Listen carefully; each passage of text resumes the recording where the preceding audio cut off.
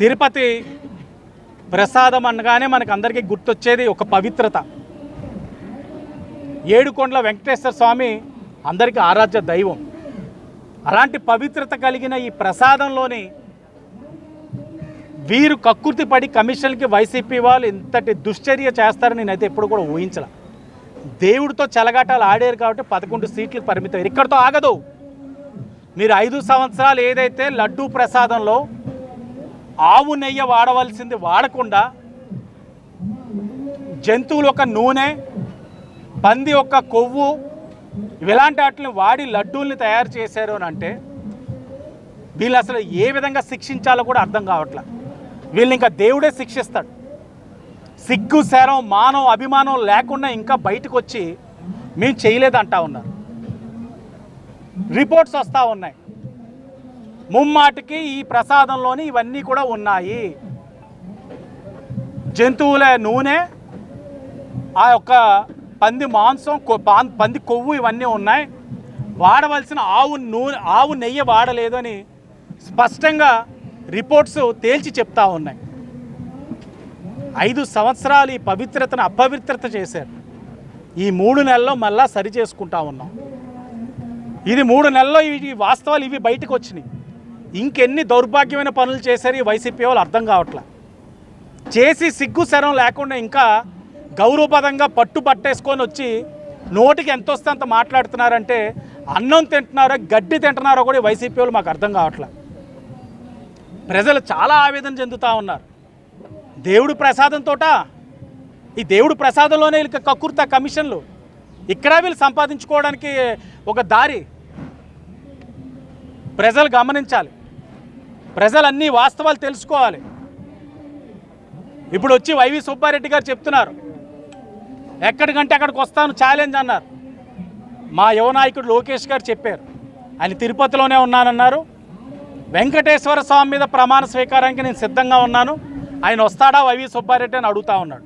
YV Subbareddy వస్తాడా, కరుణాకర్ రెడ్డి వస్తాడా, లేకపోతే ధర్మారెడ్డి వస్తాడా? ఎవరొచ్చి హామీ ఇస్తారు? ఎవరొచ్చి ప్రమాణం చేస్తారు అక్కడ మేము తప్పు చేయలేదని చెప్పాల్సిన అవసరం ఉంది. వైసీపీ వాళ్ళు తప్పకుండా వచ్చి సమాధానం చెప్పాలి.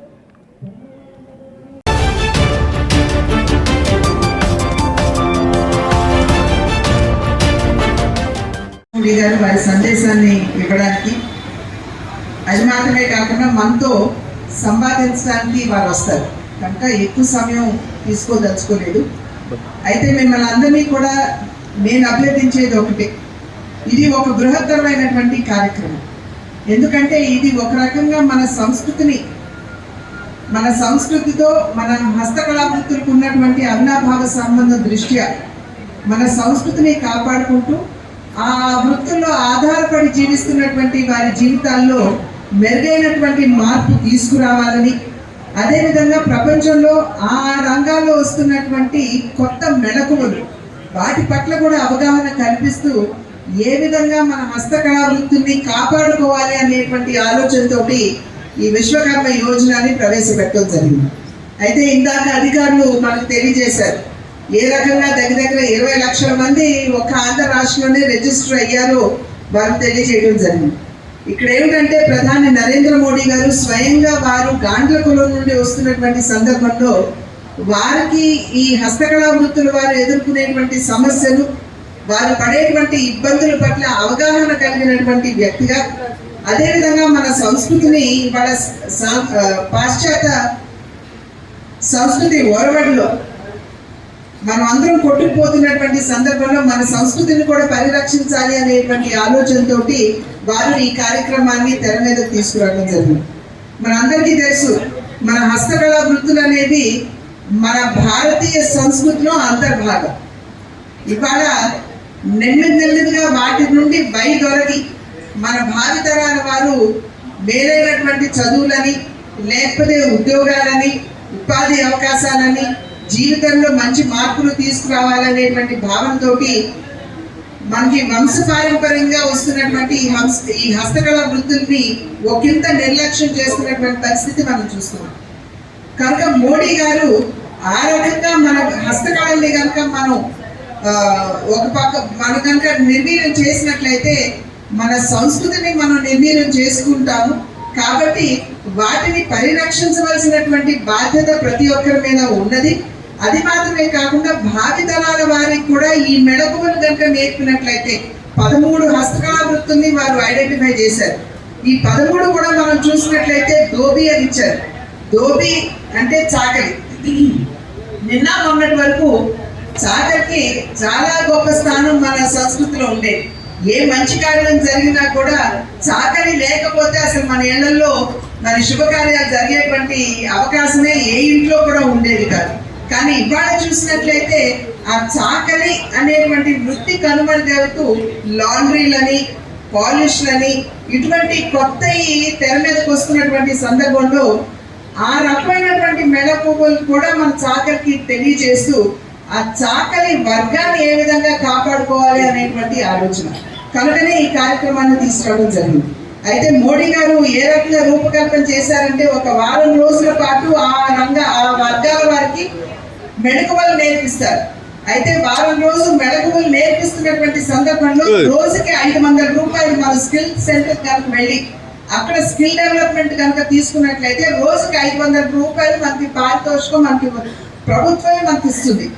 ఇచ్చిన తర్వాత 15,000 రూపాయలకి సంబంధించినటువంటి కిట్లు అవి కూడా మనకి బాగా ఇస్తారు. మనమేమి వెచ్చించవలసినటువంటి అవసరం లేదు. అది మాత్రమే కాకుండా 1,00,000 రూపాయల మేరకు మనకి లోన్ సౌకర్యం కూడా వారే కల్పిస్తారు. అంటే ఏ రకంగా మనల్ని ఆదుకోవడానికి మోడీ గారి నాయకత్వంలో ఉన్నటువంటి ప్రభుత్వం ముందుకు వస్తుందో ఒక్కసారి ఆలోచించండి అని చెప్పి మీ అందరికీ కూడా నేను తెలియజేసుకుంటున్నటువంటి విషయం. కనుక అందరికీ ఒక బృహత్తమైనటువంటి కార్యక్రమం. కళావృత్తులు మాత్రమే కాకుండా మన సంస్కృతితో ముడిపడినటువంటి ఈ విశ్వకర్మ యోజన. విశ్వకర్మ అంటే మనందరికీ తెలుసు కనుక వారి పేరు మీద పెడితే ఇది సముచితంగా ఉంటుంది అనేటువంటి భావనతోటి వారి పేరు పెట్టడం జరిగింది. దాన్ని ఇవాళ మనం అందరూ కూడా అందిపుచ్చుకుంటున్నటువంటి సందర్భంలో నరేంద్ర మోడీ గారికి మనం వారికి ధన్యవాదాలు తెలియజేస్తూ, అదేవిధంగా ఇంకా ఇటువంటి కార్యక్రమాలు అనేకం వారు ప్రవేశపెట్టి మనల్ని ఆదుకోవాలి అని చెప్పి తెలియజేస్తూ నాకు ఈ అవకాశాన్ని ఇచ్చిన పెద్దలందరికీ పేరు పేరున నా ధన్యవాదాలు తెలియజేసుకుని సెలవు తీసుకున్నాను. కాబట్టి నేను ఒక 2 నిమిషాల్లో ముగిస్తాను. సో పిఎం విశ్వకర్మ అనే ప్రోగ్రామ్ ఆర్టిజాన్స్కి, క్రాఫ్ట్స్మెన్కి అఫీషియల్గా ఒక గుర్తించే ప్రోగ్రామ్. సో ఇప్పటి వరకు మనం ఏదైనా స్కీమ్స్ చేసుకున్నా కూడా ఒక డిజిటల్ ప్లాట్ఫామ్ మీదకి వారి యొక్క వివరాలు మనం ఎప్పుడు కూడా తీసుకురాలేదు. పిఎం విశ్వకర్మలో ఎవరైతే కులవృత్తులు చేసుకున్న వాళ్ళందరూ నమోదు అవుతున్నారో, అలానే క్రాఫ్ట్స్ చేసుకున్న వాళ్ళు నమోదు అవుతున్నారో, ఇప్పుడు ఎంతమంది జీవనోపాధులు ఈ 2 రంగాల్లో ఉన్నాయి అనేది ఇప్పుడు మనం డిజిటల్గా తెలుస్తుంది. అలాగే మీకు అప్లికేషన్ నుంచి మీకు అమౌంట్ రిలీజ్ అయినంత వరకు ఎక్కడ కూడా హ్యూమన్ ఇంటర్వెన్షన్ అనేది లేకుండా మీరే అప్లై చేసుకోవడం, అక్కడ నుండి పంచాయతీ ద్వారా అంటే పంచాయతీలో ఎవరెవరు అలాంటి వృత్తుల మీద డిపెండ్ అవుతున్నారు అని కమ్యూనిటీకి తెలుస్తుంది అనే ఉద్దేశంతో ఏ ఆఫీసర్కి కూడా వెరిఫికేషన్కి ఇవ్వలేదు, గ్రామ పంచాయతీకి ఇచ్చారు. గ్రామ పంచాయతీ నుంచి నేరుగా అది డిస్ట్రిక్ట్ కలెక్టర్కి, డిస్ట్రిక్ట్ కలెక్టర్ నుండి స్టేట్ లెవెల్ కమిటీకి, స్టేట్ లెవెల్ కమిటీ నుంచి కన్సర్న్ బ్యాంక్కి, ఫ్రమ్ దేర్ డైరెక్ట్గా మీ బ్యాంక్ అకౌంట్కి అమౌంట్ రిలీజ్. అలాగే మేము ఎవరైతే స్టేట్ లెవెల్లో ఫైనలైజ్ అయిందో వాళ్ళందరికీ కూడా మేము సెంటర్స్ని ఆర్గనైజ్ చేసుకొని మీకు రిక్వైర్మెంట్ 5 days నుంచి 7 days వరకు ట్రైనింగ్ ఇవ్వడం జరుగుతుంది. సో ఇలా నమోదైన వాళ్ళందరి వివరాలు కూడా డిజిటల్ ప్లాట్ఫామ్ మీద ఉంటే ఎంతమందికి లోన్ ఇచ్చాము, ఎంతమంది స్మాల్ ఎంటర్ప్రీనర్షిప్స్గా వచ్చారు, అలాగే ఎవరికి లాస్లో ఉంది, ప్రాఫిట్లో ఉంది అని వెరిఫై చేసుకోవడం.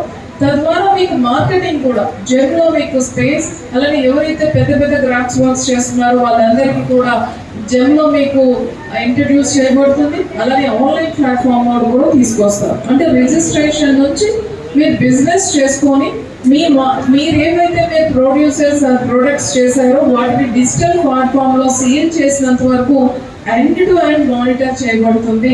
ఈ మానిటర్ చేయడానికి కూడా ఒక డిస్ట్రిక్ట్ లెవెల్లో ఒక కమిటీని ఫామ్ చేసి అందులో కొందరు ప్రజాప్రతినిధులు కూడా ఇన్వాల్వ్ చేయడం అనేది జరిగింది.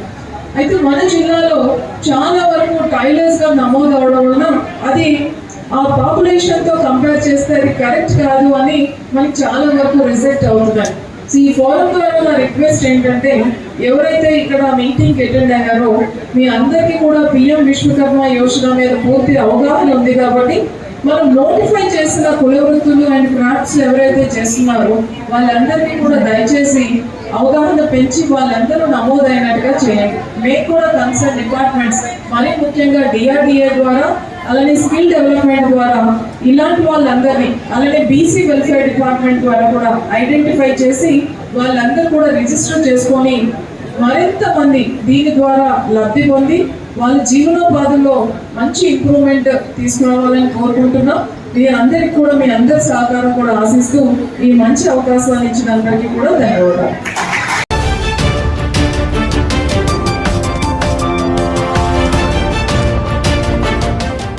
ప్రభుత్వం ఎన్డీఏ ప్రభుత్వం వచ్చి 100 రోజులు పూర్తి చేసుకున్న సందర్భంగా రాష్ట్రంలో ప్రతి నియోజకవర్గంలో ప్రజలతోటి సమావేశాలు ఏర్పరచుకుంటూ ఏ విధంగా ఈ 100 రోజుల్లో ఇన్ని విధాలైన సంక్షోభాలు ఉండగా సంక్షేమాన్ని ఏ విధంగా ఇస్తూ ఉన్నాం, సంక్షేమ కార్యక్రమాలకి శ్రీకారం చుడతా ఉన్నాం, అభివృద్ధి కార్యక్రమాలు చేస్తూ ఉన్నాం, నిర్వీర్యమైపోయిన పంచాయతీ వ్యవస్థకి నిధులు కేటాయిస్తూ ఉన్నాం.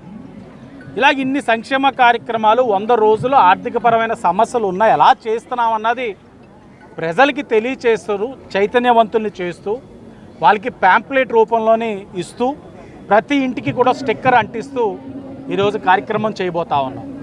దాంట్లో భాగంగా రాజమండ్రి సిటీలో ఎన్డీఏ కూటమి నాయకులు, అధికారులు, అనధికారులు అందరూ కూడా సమావేశం ఏర్పరచుకొని ఇంటింటికి పాంప్లెట్ ఇస్తూ స్టిక్కర్లు అంటించే కార్యక్రమం శ్రీకారం చుట్టాం.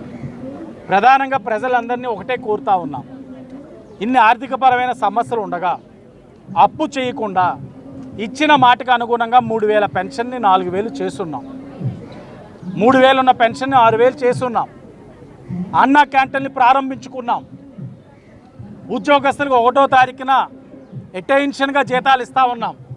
ఇంతకుముందు ఎప్పుడు జీతాలు పడతాయో తెలియదు, వేచి చూసేవారు ఏ తారీఖున పడతాయన్నది, అది చేస్తూ ఉన్నాం. రైతన్నను ఆదుకున్నాం. ఇలా చెప్పుకుంటూ వెళ్తే అనేకమైన సంక్షేమ కార్యక్రమాలు చేసుకుంటూ ప్రజల్లో విశ్వాసం పొందుతూ ప్రజలకు కూడా అవగాహన రావాలి. ఇన్ని లక్షల కోట్ల అప్పు ఉండగా ఇవన్నీ ఎలా చేయగలుగుతుంది ఈ ప్రభుత్వం? కేంద్రం ఒక సహకారంతో ఈరోజు కేంద్రం రాష్ట్ర ప్రభుత్వాలు ఒక సుపరిపాలన అందించాలని ఒక మంచి సంకల్పంతో పనిచేస్తూ ఉన్నాయి. ఈరోజు కేంద్రం ఒక సహకారంతో అమరావతి రాజధాని నిర్మాణం చేసుకుంటా ఉన్నాం, పోలవరాన్ని పూర్తి చేసుకోబోతా ఉన్నాం. ఇవన్నీ కూడా సాధ్యం ఎలా జరుగుతూ ఉన్నాయంటే కేంద్రం ఒక సహకారంతో, ఈ రాష్ట్రం ఒక సంకల్పం, గౌరవ ముఖ్యమంత్రి నారా చంద్రబాబు నాయుడు గారు, ఉప ముఖ్యమంత్రి పవన్ కళ్యాణ్ గారి యొక్క ఆలోచనకు అనుగుణంగా కేంద్రం సహకరిస్తూ ఉంది. మొన్న విజయవాడలో కూడా చూశారు, వరదలో ఒక బీభత్సం, ప్రాణ నష్టాన్ని తగ్గించుకోగలిగాం కానీ ఆస్తి నష్టాన్ని ఆపలేకపోయాం. ఆ ఆస్తి నష్టాన్ని కూడా కేంద్రం ఒక బలగాలు వచ్చినాయి, సహకరించినాయి. అలాగే ఏదైతే కేంద్రం నుంచి బృందం వచ్చింది, ఆస్తి నష్టం ఏ మేరకు ఉందో అనలైజ్ చేసుకున్నారు, కేంద్రం సహకరిస్తూ ఉంది. ఇవన్నీ జరుగుతూ ఉన్నాయి కాబట్టి రాష్ట్రం ఎన్ని ఇబ్బందులు కలుగుతూ ఉన్నా మరలా అభివృద్ధి వైపు పరిగెడతా ఉన్నాం. ప్రజల్ని ఒకటే కోరుకుంటా ఉన్నాం, 100 రోజులు ఇన్ని చేయగలిగాం, మీరు మాకు సహకరించండి, మాకు మద్దతుగా నిలవండి, మేము చేసే మంచి కార్యక్రమాలకి మీరు ఆశీర్వదించండి. తప్పకుండా మీకు ఇచ్చిన ప్రతి హామీ వచ్చే దివాళీకే ఉచిత గ్యాస్ సిలిండర్లు ఇస్తూ ఉన్నాం. క్యాబినెట్ సబ్ కమిటీ వేసుకున్నాం. గత 5 సంవత్సరాలు అన్యాయంగా తీసివేయబడిన పెన్షన్లు ఏదైతే అర్హులను అనర్హులను చేశారో వాళ్ళందరిపైన కూడా క్యాబినెట్ సబ్ కమిటీ వేస్తున్నాం. వాళ్ళందరికీ పెన్షన్లు ఇస్తాం. 50 సంవత్సరాలు దాటిన ఎస్సీ, ఎస్టీ, బీసీ, మైనార్టీ మహిళలందరికీ కూడా పెన్షన్లు ఇవ్వబోతా ఉన్నాం. ఇవన్నీ కూడా ఇచ్చిన మాటకి అన్నిటికీ కట్టుబడి అన్నీ చేస్తాం. కానీ మీరు ఆశీర్వదించాలి, సహకరించాలి. చంద్రబాబు నాయుడు గారిని, పవన్ కళ్యాణ్ గారిని, నరేంద్ర మోడీ గారిని ఆశీర్వదించండి, మాకు మద్దతుగా ఉండాలని కోరుకుంటూ రాబోయే 6 రోజుల్లో కూడా రాజమండ్రి సిటీలో ఇలాంటి సమావేశాలు నిర్వహిస్తూ ఎక్కడికక్కడ మేము చేస్తున్న అభివృద్ధి కార్యక్రమాలు లక్షల్లో కోట్లలో ఏదైతే వెచ్చిస్తా ఉన్నాయో ప్రజల్ని చైతన్యవంతులు చేస్తూ ఇస్తున్న సంక్షేమ కార్యక్రమాలు కూడా వాళ్ళకి తెలిసే విధంగా ఈ కార్యక్రమం చేయబోతా ఉన్నాను. మీడియా వారి సహకారం కూడా మాకు అందించాలని, మీ ద్వారానే మేము చేయబోతున్న మంచి కార్యక్రమాన్ని అంతా కూడా ప్రజలకి తెలియచేయాలని, ఈ కార్యక్రమంలో మీడియా వాళ్ళ యొక్క సహకారం 100% ఇవ్వాలని మనస్ఫూర్తిగా కోరుకుంటూ అని చెప్పి ప్రోగ్రాం ఏర్పాటు చేయడం జరిగింది. ఈరోజు ఫస్ట్ సెషన్ ఇక్కడ ఈ 4 వార్డ్స్ సంబంధించి 1, 2, 49, 50 ఈ 4 వార్డ్స్ కలిపి ఈ ప్రోగ్రాం ఇక్కడ పెడుతున్నాము. సో అంతకుముందు కూడా మీరు చూస్తూ ఉంటారు, మన ఇప్పుడు గవర్నమెంట్ వచ్చిన తర్వాత లాస్ట్ 100 డేస్లో 3 నెలలలో మాకు అచీవ్మెంట్స్ వచ్చినాయి, ఇంకా ఫ్యూచర్లో మేము ఏమేమి కమిట్ చేస్తున్నాము, దీనికి ప్రజా వాళ్ళకు తీసుకెళ్ళి ప్రజాతో డిస్కస్ చేసి వాళ్ళకి కూడా సందర్భాలంతా తీసుకొని మేము విజన్ డాక్యుమెంట్ కూడా రెడీ చేస్తున్నాము. సో దీని భాగంగా గత 3 నెలలలో ఫస్ట్ మనకి ఇక్కడ రాజమండ్రి సంబంధించి 3 అన్నా క్యాంటీన్స్ లాంచ్ చేయడం జరిగింది. సక్సెస్ఫుల్గా బాగా రన్ అవుతున్నాయి, ఓవర్ సబ్స్క్రిప్షన్ జరుగుతుంది, అంతే ఉన్న కెపాసిటీ కూడా మళ్ళీ పెంచడానికి అవకాశం వచ్చింది. సో ప్రతిరోజు దాదాపు 1000 మంది ఒకే క్యాంటీన్లో 1000 మంది దాదాపు భోజనం చేస్తున్నారు అక్కడ. సో 3 క్యాంటీన్స్ కాకుండా ఇంకా 2 క్యాంటీన్స్ కూడా ప్రపోజ్ చేయడం జరిగింది మన ఆనరబుల్ ఎమ్మెల్యే గారి ద్వారా. అదే కూడా నెక్స్ట్ ఫేజ్లో బహుశా వస్తాయి. దాని తర్వాత గార్బేజ్ డంప్ సంబంధించి మనకి ఇప్పుడు ఉన్న వ్యవస్థలో ఎక్కడైనా మనకి గార్బేజ్ డంప్స్ ఉందా, ఎక్కడైనా గార్బేజ్ పాయింట్స్ ఉందా, అన్నీ కూడా ఈసారి టెక్నాలజీ యూజ్ చేస్తూ, టెక్నాలజీ అంటే మేము డ్రోన్స్ ఫ్లైయింగ్ చేస్తున్నాము. డ్రోన్ ఫ్లైయింగ్ చేసి మన గౌరవ సీఎం గారు కూడా, చీఫ్ మినిస్టర్ గారు కూడా టెక్నాలజీగా మంచిగా యూజ్ చేసుకొని, ఎందుకంటే మీ అందరికీ తెలుసు మన honourable civil aviation minister, he is a civil aviation minister from Andhra Pradesh. So స్పెసిఫిక్గా ఎఫర్ట్స్ పెట్టి మన ఆంధ్ర రాష్ట్రంకి, మొత్తం దేశంలో ఆంధ్ర రాష్ట్రం మాత్రకి ఆ డ్రోన్స్ వచ్చిన వరకు చూసుకొని, మొన్న విజయవాడ ఫ్లడ్లో కూడా డ్రోన్స్కి బాగా యూజ్ చేయడం జరిగింది. దాంట్లో అసలు ఇన్యాక్సెసిబుల్ ఏరియాకి ఎక్కడైనా వాటర్ ఉన్న చోట్లలో స్ప్రేయింగ్ చేయడం కానీ, ఈవెన్ ఫుడ్ ప్యాకెట్ డిస్ట్రిబ్యూట్ చేయడం దానికోసం కూడా డ్రోన్స్ యూజ్ చేసాము. సో ఆ టెక్నాలజీ ఇక్కడ కూడా మన రాజమండ్రిలో కూడా మేము గార్బేజ్ డంప్స్ క్లియర్ చేసినప్పుడు టెక్నాలజీ ద్వారా డ్రోన్స్ ఫ్లైయింగ్ ద్వారా చేస్తున్నాము. అన్ని గార్బేజ్ పాయింట్స్ కూడా లిఫ్ట్ చేయడం జరుగుతుంది. దీని తర్వాత కూడా మన ఒక మాస్ క్యాంపెయిన్ మన ఎమ్మెల్యే గారు ఆధ్వర్యంలో ఎమ్మెల్యే గారు విజన్ ప్రకారంగా మాస్ క్యాంపెయిన్ ఒక డిక్లేర్ చేస్తున్నాము. దాంతో మాస్ క్యాంపెయిన్ ఏంటంటే మీకు 11 సర్వీసెస్ ప్రతి ఒక్క ఇంటికి కూడా మేము గ్యారంటీగా ఇస్తున్నాము మన మున్సిపల్ తరఫున, మన ఆనరబుల్ ఎమ్మెల్యే గారు డిక్లేర్ చేసిన తర్వాత. దీని కాకుండా vision Andhra document, vision Andhra అంటే 2047లో 100 years ఆఫ్ ఇండిపెండెన్స్ అయినాక ఇప్పటి నుంచి 20 years తర్వాత మన ఆంధ్ర రాష్ట్రం ఎట్లా ఉండాలి, ఆంధ్ర రాష్ట్రంలో మరీ ముఖ్యంగా రాజమండ్రి ఎట్లా ఉండాలి, మా సిటీ ఎట్లా ఉండాలి, దీనికి కూడా ఒక విజన్ డాక్యుమెంట్ రెడీ చేయడం జరుగుతుంది.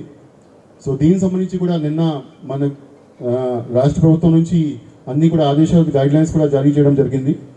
సో దీని భాగంగా ప్రతి ఒక్క వార్డుకి వెళ్ళి వార్డులో మీతో డిస్కస్ చేసి, అంటే మీ వార్డులో మీరు ఒక డెవలప్డ్ వార్డు చెప్పాలంటే మీకు ఏమేమి కావాలి, రోడ్స్ కానీ, డ్రైన్స్ కానీ, బేసిక్ ఇన్ఫ్రాస్ట్రక్చర్ కానీ, ఇంకా మంచి పార్క్ ఫెసిలిటీస్ కానీ అన్నీ కూడా దాంట్లో మీ రోజ్గార్ సంబంధించి కూడా దీంతో అన్నీ కూడా పెట్టడం జరుగుతుంది.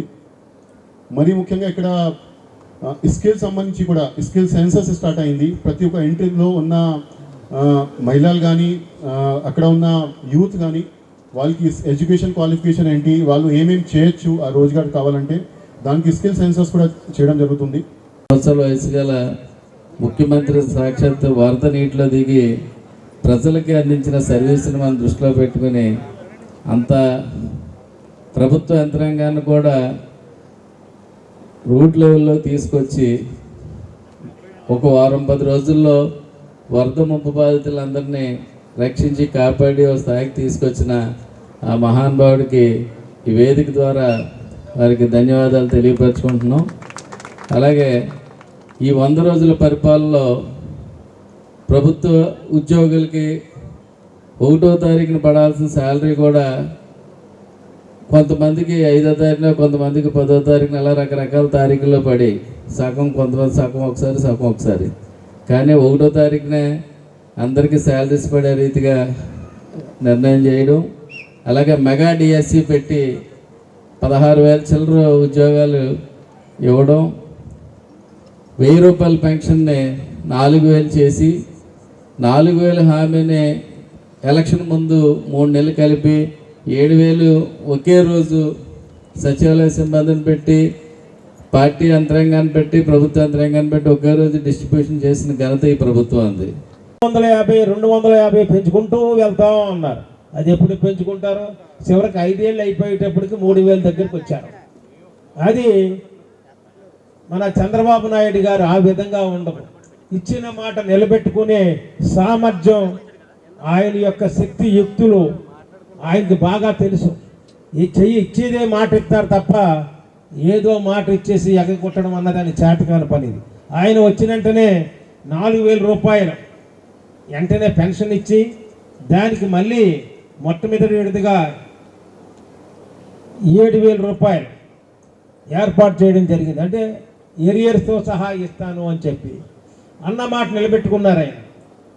పెన్షన్ ఆ విధంగానే చంద్రబాబు నాయుడు గారు ఒక దార్శికత్వాన్ని, ఆయన యొక్క పట్టుదలని కూడా అందరూ అప్రిషియేట్ చేస్తూ ఉంటారు. పెన్షన్ పెట్టింది కానీ అప్పుడు 3000 ఇచ్చేవాళ్ళు, ఇప్పుడు 3000 పెన్షన్ పెట్టిందండి. మాకు 6 నెలలు అయింది.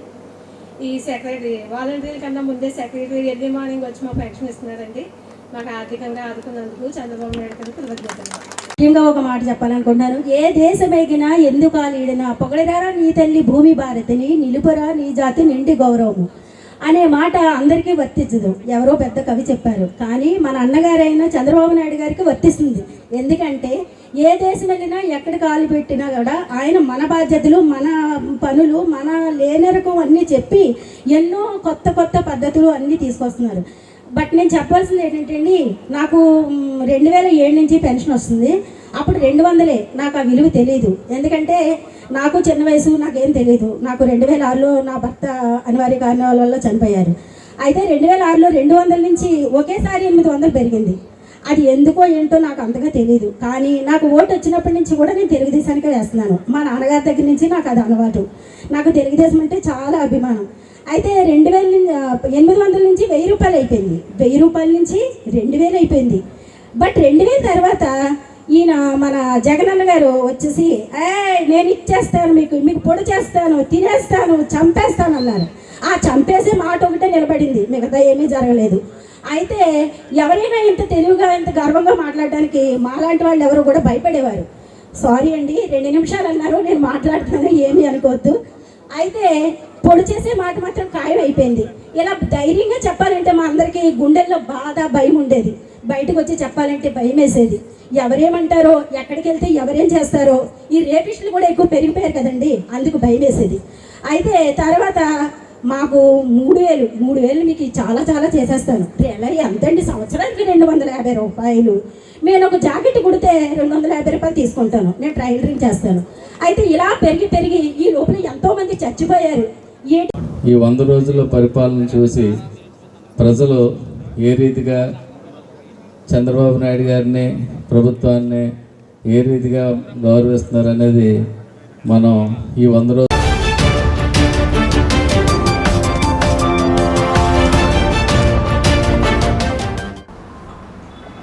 మా ఆదిరెడ్డి వాసు గారు అత్యధిక మెజార్టీతో రాజమండ్రి ఎమ్మెల్యేగా గెలుపొందిన శుభ సందర్భంలో వెలమ సంక్షేమ సంఘం, వెలమ యువత సంక్షేమ సంఘం, వెలమ ఉద్యోగ సంక్షేమ సంఘం 3 సంక్షేమ సంఘాల ఆధ్వర్యంలో వారికి ఘన సన్మానం చేయాలని చెప్పి మా సంఘాలు నిర్ణయించాయి. ఆదిరెడ్డి వాసు గారి కుటుంబం గురించి మనం మాట్లాడుకోవాల్సి వస్తే, మొదట ఆదిరెడ్డి అప్పారావు గారు ఎమ్మెల్సీగా,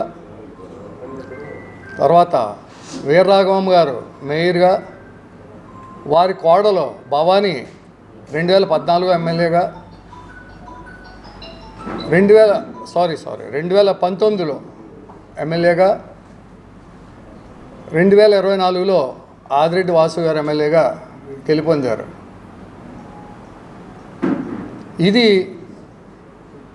ఈ పరంపర కొనసాగడానికి కారణం వారి కుటుంబం మా వెలమల పట్ల ఉండే మంచి సహాయ సహకారాలు, అలాగే ప్రజాసేవ, ప్రజలకి ఏం కావాలి అది మనం నెరవేర్చాలి అన్న విధంగా ఆ కుటుంబ సభ్యులు ఉంటారు. కాబట్టి రాజమండ్రిలోని వెలములు ఒక్కలే కాకుండా అన్ని కులాల వారు కూడా సహాయ సహకారాలు అందించి ఇన్ని పదవులు కొనసాగడానికి కారణాలు అయ్యాయి. మా కులం గురించి, మా వెలమ కులం గురించి గొప్పగా చెప్పుకోవడం కాదు కానండి, మేము మా కులంతో పాటు అన్ని కులాలకి కూడా గౌరవిస్తూ ఉంటాం, సహాయ సహకారాలు చేస్తూ ఉంటాం. మేము ఒక్కలే మా వాళ్ళకే చేసుకోవాలని ఉండదు మాకు. ఎవరు కష్టాల్లో ఉన్నా సరే వాళ్ళకి ఏదో ఒక రీతిలో సహాయం చేయడంలో ముందుంటూ ఉంటాం. అందువల్లనే ప్రజలు వీళ్ళందరినీ కూడా ఆశీర్వదించారు. అలాగే చల్లా శంకర్రావు ఈ మధ్య ఆర్యాపురం కోఆపరేటివ్ బ్యాంక్ చైర్మన్ అయ్యారు. అంతకుముందు కోళ్లబాబు గారు కూడా ఇనిస్పేట కోఆపరేటివ్ బ్యాంక్ చైర్మన్ అయ్యారు. ఇవన్నీ కూడా ఎలక్షన్లో గెలిచి ప్రజల మన్నన పొంది వచ్చిన పదవులే కానీ నామినేటెడ్ పదవులు అయితే ఏం కాదు. దీనికి కారణం ఏంటంటే ప్రజాదరణ మా యందు బాగా ఉన్నది. మేము ప్రజలతో అందరితో సత్సంబంధాలతో మంచి చెడ్డలో కలిసిమెలిసి ఉంటున్నాం. కాబట్టే ఈ రోజున ఇంత ప్రజాదరణ మాకు వస్తుందని చెప్పి మేము నమ్ముతున్నాం. ఇదే కొనసాగింపు చేస్తూ ఉంటాం. ఈ సందర్భంగా మేము ఆదిరెడ్డి వాసు గారికి సన్మానం చేయదలుచుకున్నాం. 22వ తారీఖు ఆదివారం చెరుకూరి కళ్యాణ మండపంలో భారీ ఎత్తున సన్మానం చేయాలని చెప్పి మా కులం అంతా కూడా చాలా ఉత్సాహంగా ఉంది.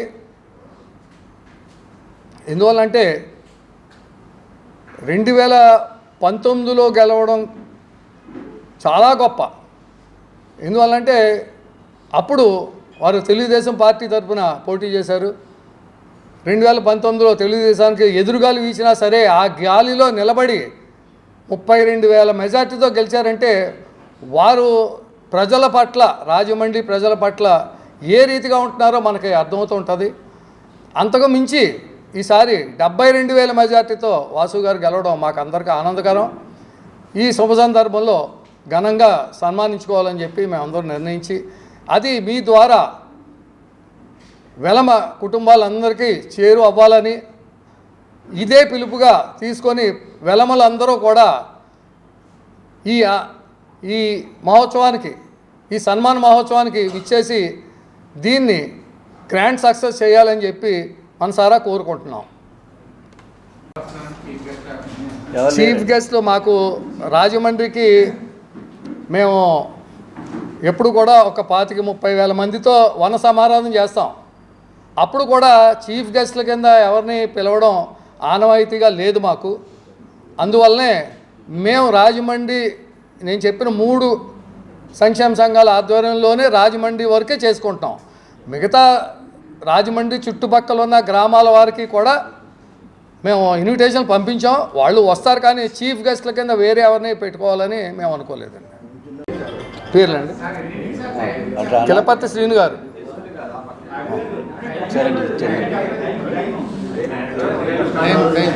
టైం 11 కదా, ఉదయం 10 గంటలకి చెరుకూరి కళ్యాణ మండపంలో ఉదయం 10 గంటలకి 22వ తారీఖు ఆదివారం ఒక 4-5 మంది వస్తారని చెప్పి అంచనా వేస్తున్నామండి. సన్మానం జరిగిన తర్వాత భోజనాలు కూడా అక్కడే ఏర్పాటు చేస్తాం. వచ్చిన ఎంతమంది వస్తే అంతమంది కూడా భోజనాలు ఏర్పాటు చేస్తాం. మా వెలమ యువత గౌరవ అధ్యక్షుడు ఆదిరెడ్డి శ్రీనివాస్ గారికి ఎమ్మెల్యే అయిన సందర్భంగా ఈ నెల 22వ తారీఖు అంటే ఎల్లుండి ఆదివారం ఘన సన్మానం ఏర్పాటు చేశాం. ఆ సన్మానాన్ని మీ ద్వారా మా వెలమ సంఘీయులకి తెలియజేయాలని ఈ సమావేశం ఏర్పాటు చేయడం జరిగింది. ఈ సమావేశానికి 3 జిల్లాల నుంచి, పశ్చిమ గోదావరి జిల్లా, తూర్పుగోదావరి జిల్లా, కృష్ణా జిల్లా నుంచి మా సంఘీయులందరూ వేలాదిగా రావడానికి వాళ్ళందరినీ కూడా పిలవడం జరిగింది. వాళ్ళు కూడా ఆదివారం వస్తారు. అలాగే సన్మానంలో శంకరారికి కూడా సన్మానం ఉంటుంది. అలాగే కోడబాబు గారికి కూడా సన్మానం చేయడం జరుగుతుంది. అలాగే వచ్చే మేము మా అంచనా ప్రకారం ఒక 5,000 మంది వస్తారని ఎక్స్పెక్ట్ చేస్తాం. వాళ్ళందరికీ అక్కడ విందు ఏర్పాటు చేయడం కూడా జరిగింది. ఈ కార్యక్రమాన్ని ఘనవిజయం చేయాలని మా వెలమ సంఖ్యలు కోరుతున్నాం. అలాగే ఇదే మా ఆహ్వానంగా మీరు కూడా అందరూ ఆ రోజు ఉదయం 9:30 కల్లా మీరు అందరూ రావాలని మరీ కోరుతున్నాం. రమణ గారు, అలాగే వెలమ యువత అధ్యక్షుడిగా కొల్లి దుర్గాప్రసాద్ బుజ్జి అంటారు, సెక్రటరీ చల్లా బాలమురళి గారు, అలాగే వెలమ ఉద్యోగ సంఘం అధ్యక్షుడిగా వేమిరెడ్డి సత్యనారాయణ గారు, సెక్రటరీ కొల్లి గోవింద్ గారు రాలేదు, అలాగే ఆరిక్ గారు, మన చల్లా కేశవ్ గారు, బండారు మధు గారు, ఇంకా మిగతా వాళ్ళందరం కూడా ఈ కార్యక్రమాన్ని దగ్గర నుంచి చూస్తున్నాం. ఈరోజు అల్జమేలా స్టేషనాలకు చేసిన మీడియా మిత్రులందరికీ స్వాగతం. నా పేరు కొల్లి వెంకటదుర్గా ప్రసాద్ బుజ్జి, వెలమయువత అధ్యక్షుడిని. మా వెలమయువత గౌరవ అధ్యక్షులైనటువంటి ఆదిరెడ్డి శ్రీనివాస్ గారు 72,000 సుమారు భారీ మెజార్టీతో నెగ్గి రాజమండ్రి శాసనసభ్యునిగా అసెంబ్లీలో అడుగుపెట్టిన సందర్భంగా వారికి ఘన సన్మానం చేయాలని చెప్పేసి వెలమ సంక్షేమ సంఘం, వెలమ యువత సంక్షేమ సంఘం, వెలమ ఉద్యోగ సంఘాలు 3 కలిసి తీర్మానించుకొని 22వ తారీఖు ఆదివారం నాడు చెరుకూరి ఫంక్షన్ హాల్లో ఈ సమావేశం సన్మాన కార్యక్రమం ఏర్పాటు జరిగింది. ఈ 3 జిల్లాల్లో కూడా ఆదిరెడ్డి వాసు గారు వెలమ కులస్తుల తరపున నెగ్గిన ఏకైక ఎమ్మెల్యే అయి ఉన్నారు. ఈ సందర్భంగా ఈ 3 జిల్లాల ప్రతినిధులను కూడా మా యొక్క సన్మాన కార్యక్రమంగా ఆహ్వానిస్తూ వారికి సన్మానం జరిపించడం జరుగుతోంది.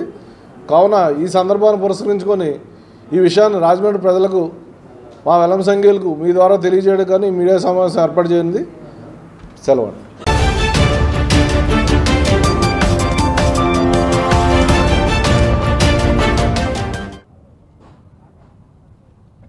రాజమహేంద్రవరంలో డిస్నీ ల్యాండ్ ముఖద్వారం ద్వారా రెహమాన్ ట్రేడ్ ఫేర్ ఎగ్జిబిషన్, ఈ ముఖద్వారం కూడా డిస్నీ ల్యాండ్ థీమ్ తోటి పెట్టడం జరిగింది. ఈ యొక్క ప్రదేశంతో తెలుగుదేశం పార్టీకి విడదీని జ్ఞాపకాలు ఉన్నాయి. ఇదే ప్రాంగణంలో భువనేశ్వరి గారు సత్యమేవ జయతే అనే కార్యక్రమం రాజకీయంగా మొట్టమొదటి సమావేశానికి ఆవిడ శ్రీకారం చుట్టడం జరిగింది. ఎప్పుడంటే ఆనాడు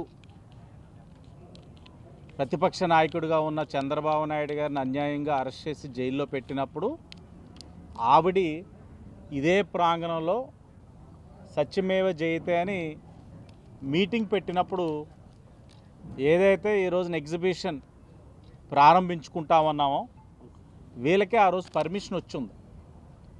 పర్మిషన్ వచ్చినప్పుడు ఒకరోజు వారిని సహకరించమని సమావేశం ఏర్పరచుకోవడానికి వారి యొక్క సహకారం తీసుకొని చేయడం జరిగింది. సమావేశం అయిపోయిన వెమ్మటనే మరుసటి రోజే వీళ్ళ మీద కక్ష సాధింపులు మొదలెట్టి ఎగ్జిబిషన్ అన్నది వీళ్ళని అసలు రాజమహేంద్రవరంలోని ఈ వ్యాపారమే చేయనివ్వకుండా కక్ష సాధింపులు జరిగినాయి.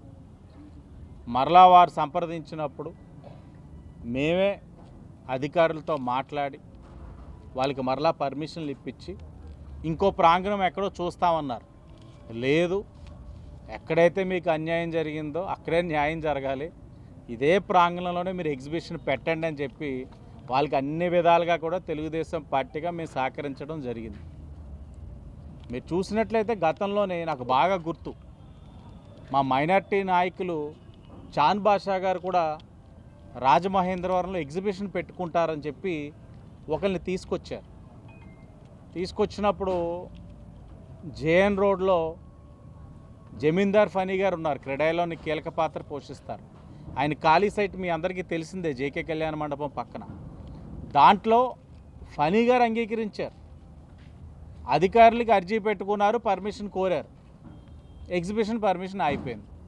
కారణాలు చెప్పరు. అంటే గత 5 సంవత్సరాలు కూడా ఎగ్జిబిషన్ అన్నది ఒక సైట్లోనే జరిగింది రాజమండ్రిలో. మరి ఏ సైట్లో కూడా ఇంకా ఎగ్జిబిషన్ అనేది పెట్టడానికి ఎవరికి హక్కు లేదు, ఆ పర్మిషన్ ఇవ్వడానికి అధికారులకి స్వేచ్ఛ కూడా లేదు. ఇప్పుడు అది కాదు, వ్యాపారస్తులు ఎవరైనా వ్యాపారం చేసుకోవచ్చు, రాజమహేంద్రవరంలో ఎక్కడైనా పెట్టుకోవచ్చు, దానికి ఎవరు అడ్డుపడరు. అందరూ కూడా ఒక స్వాతంత్రంతో ఏ వ్యవహారమైనా చేసుకునే అవకాశం కల్పిస్తూ ఉన్నాం. వాక్కు స్వేచ్ఛ ఉంది, అన్నిట్లోని స్వేచ్ఛ ఉంది. వీరిని చూసి తప్పకుండా రాజమహేంద్రవరంలోని ఇలాంటి ఎగ్జిబిషన్లు అన్నీ కూడా పెట్టుకోవచ్చు, ఆ రాజకీయంగా ఎవరు అడ్డంకులు కలిగించరు అనే భావన రావాలనే వచ్చి నేను మాట్లాడడం జరుగుతూ ఉంది. వీళ్ళ వ్యాపారం బాగుండాలని, రాజమహేంద్రవరం ప్రజలందరూ కూడా వీళ్ళని ఆశీర్వదించాలని మనస్ఫూర్తిగా కోరుకుంటాం. మీడియా సోదరులందరికీ నమస్కారం అండి. వాళ్ళ యొక్క అమూల్య సమయాన్ని వెచ్చించి మా ఈ ఎగ్జిబిషన్ ప్రారంభోత్సవానికి వచ్చిన ఎమ్మెల్యే గారికి హృదయపూర్వక ధన్యవాదాలు. గత సంవత్సరం ఇదే స్థలంలో మేము ఎగ్జిబిషన్ వేయడానికి వచ్చామండి. మున్సిపల్ పర్మిషన్, ఫైర్ పర్మిషన్ కూడా తీసుకున్నాం. భువనేశ్వరి గారికి అదే ఏమంటారు, నిరాహార దీక్ష కూర్చున్నారు కదండి, వారికి స్థలం ఇచ్చామని చెప్పేసి రెండో రోజే మున్సిపాలిటీని తీసుకొచ్చి మొత్తం పీకిచ్చేయడానికి చాలా ఇచ్చేశారు. ఆ టైంలో మేము ఎంపీ గారు మీరు ఎలాగొచ్చారు అలా వెళ్ళిపోండి కానీ వేయటానికి వీల్లేదని అన్నారు. మీరు సైట్ ఇవ్వడానికి ఎవరు, మీరు ఇక్కడ ఇవ్వడానికి ఎవరు అని గట్టిగా నిలదీచ్చి ఆయన ఇక్కడ ఎట్టుపడితే మీరు వేయడానికి లేదు, చుట్టుపక్కల మీరు ఉండడానికి నెక్స్ట్ ఇచ్చారండి.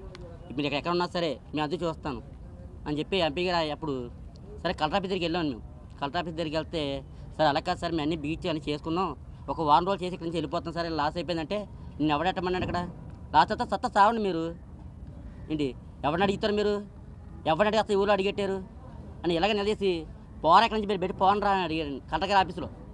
మున్సిపాలిటీకి అప్పుడు 85,000 కట్టాం కదా, మున్సిపాలిటీ గారికి అమౌంట్ కట్టు అన్నీ అయిపోయినాయండి. అప్పుడు కనీసం సమాధానం చెప్పకండి, ఇది ఒకటే మాట చెప్పారండి. లాస్ట్ కాల్ కూడా ఇచ్చుకుని దగ్గరికి వెళ్తే ఏంటి నేను ఎవరన్నా లోపలికి పెట్టి పోరా అని అడిగారండి. ఇదే సందర్భంలో కొన్ని మన ఇక్కడ మీడియా మిత్రులు కొంతమంది ఉన్నారు అప్పుడు అక్కడ జరిగిన సందర్భంలో.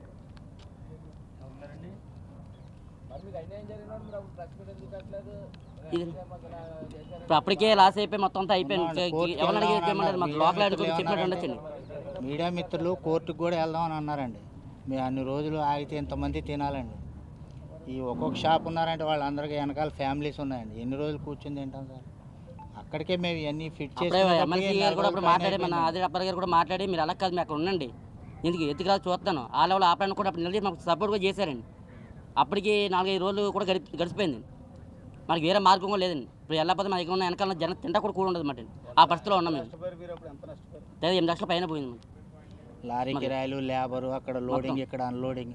లాస్ట్ ఈ సైడ్ గ్రౌండ్ కూడా లాస్ట్ అమౌంట్ కట్టేసి ఇంకా ఎవరిని అడుగుతాక లేదండి. గేటు ఫిట్ చేసిన వాళ్ళకి 2 లక్షలు ఇవ్వాలండి. అక్కడ తీసేసి ఇక్కడ తీసుకొచ్చి బిగించినందుకండి. బిగించింది కూడా మరి అలాగే పీక్కొని వెళ్ళిపోవాలి. ఎవరిని అడిగి ఇచ్చారని అడిగారు కదండి, అదే కారణం ఇచ్చాను. ఆయన ఒక మాట అడిగేసారు కదండి, ఎవరికి అడిగి ఇచ్చారు మీరు అని ఒక మాట ముందు అనేసాడు మాట. మేము అంతకంటే ఎక్కువ అడగలేం కదా సార్, ఎక్కడి నుంచి వచ్చినాడు ఎక్కువగా అడగలేం కదా. ఏదో చేతులు జోడించి అయ్యా బాబు అనుకున్నాం కానీ ఆయన అసలు వినే పరిస్థితిలో లేడు. సాయంత్రం 6:30 చిల్లరకండి కలెక్టర్ ఆఫీస్ దగ్గరికి వెళ్ళి అక్కడే కూర్చొని ఉన్నాను వచ్చేదాకా, బయటకు వచ్చేదాకా వచ్చి మాట్లాడితే కనీసం రెస్పాన్సిబిలిటీ కూడా లేదండి.